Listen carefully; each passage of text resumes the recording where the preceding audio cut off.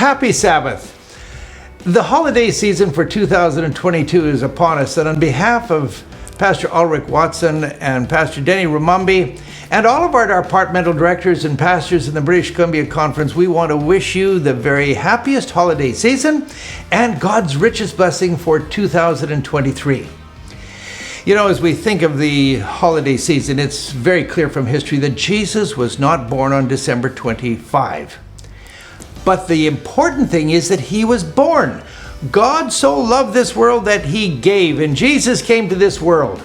And I'm reminded of this text in the Gospel of Luke, chapter 2 and verse 10, where the angel said to them, "Do not be afraid, for behold, I bring you good tidings of great joy, which shall be to all people." I love that expression, "I shall bring you great joy." And it's because of that joy that we have the privilege of recognizing the incarnation of Jesus Christ and all that it means for every one of us.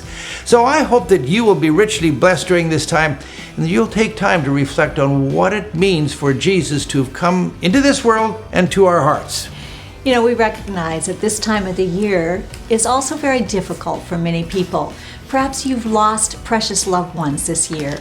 Maybe you've lost your jobs and economically it's a tough time. Or perhaps you're just lonely.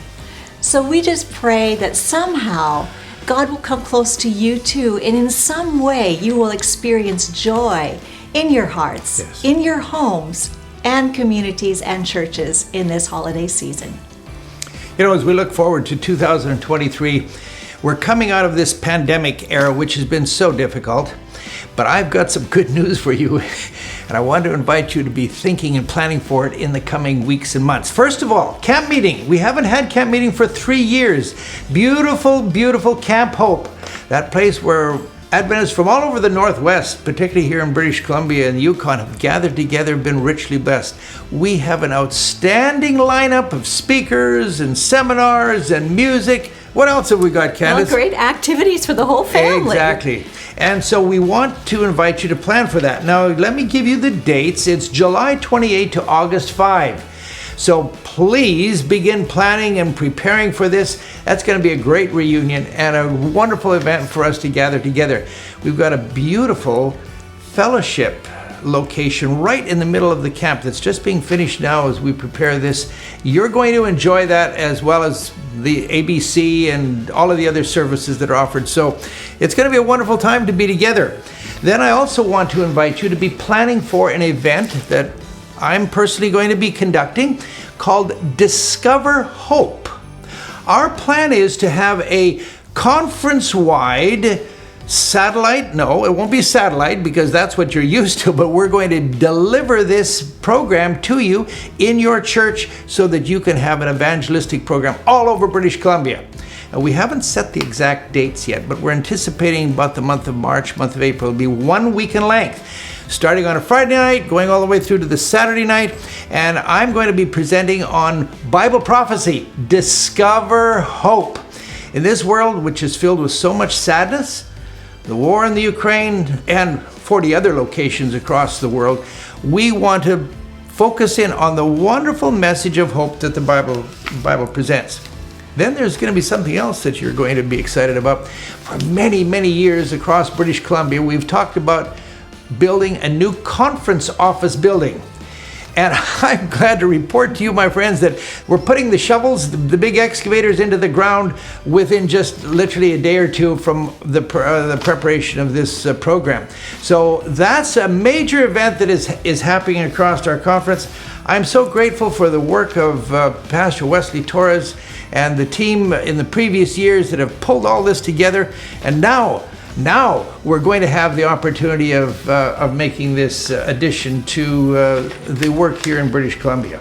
We're also very excited that this year we want to unveil for you a Bible study platform that's really simple to use. There is numerous various studies that you can choose from to do yourself, or to invite a friend to enjoy the studies with you, or to send the link. It's all on the Hope Study platform, and we want to unveil that for you as a tool for your own personal growth in Jesus and also to share Jesus with others.